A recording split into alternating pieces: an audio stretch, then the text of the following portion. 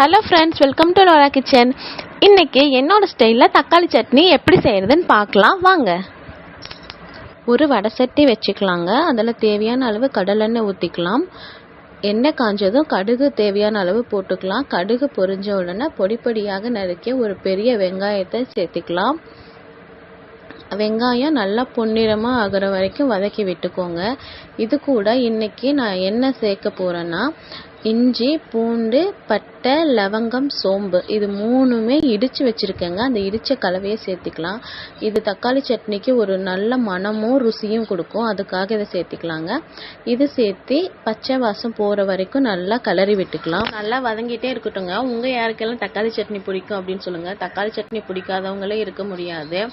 ஏன்னா சாப்பாட்டுக்கும் யூஸ் ஆகும், சப்பாத்திக்கும் சூப்பராக இருக்கும், இட்லிக்கு, தோசைக்கு எல்லாத்துக்கும் சூட் ஆகிற ஒரு டிஷ் தாங்க இந்த தக்காளி சட்னி. இது நல்லா வதங்கிடுச்சு. இப்போ தேவையான அளவு மஞ்சள்தூள் போட்டுக்கலாம். எந்த உணவாக இருந்தாலும் மஞ்சள்தூள் போடும்போது ஒரு 1/4 ஸ்பூன் போட்டுக்கோங்க. புதுசாக சமைக்கிறவங்க அளவு தெரியாமல் அதிகமாக போட்டுட்டிங்கன்னா மஞ்சள்தூள் வாசம் ஹெவியாக இருக்கும். அடுத்து மிளகாய்த்தூள் சேர்த்திக்கலாங்க.